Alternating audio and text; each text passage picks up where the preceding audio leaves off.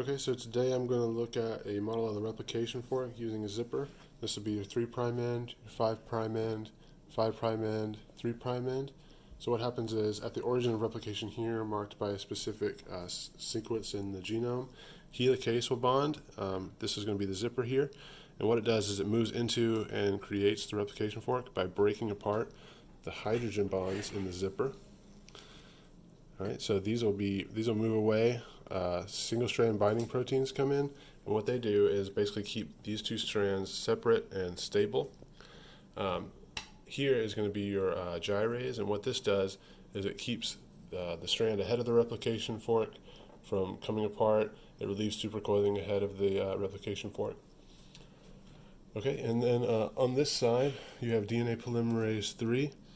And what this does is it synthesizes new DNA, and it reads 3 to 5, and so synthesized DNA is going to be 5 to 3. So on this side, which is the leading strand, DNA is synthesized continuously. 3' is here, 5' is here. So what it's doing is it's moving into the replication fork. On the other side, DNA polymerase 3 is also creating new DNA, but on this side, which is called the lagging strand, the new DNA strands are basically created in fragments. So they come in here. This would be a 3' side. The Okazaki fragment here. Get another one in here.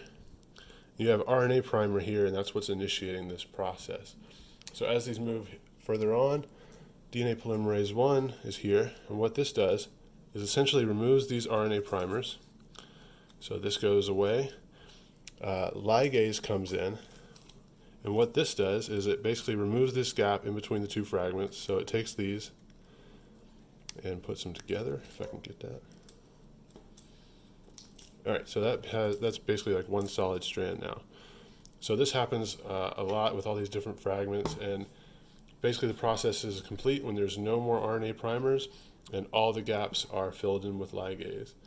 So that's a brief overview of the replication fork.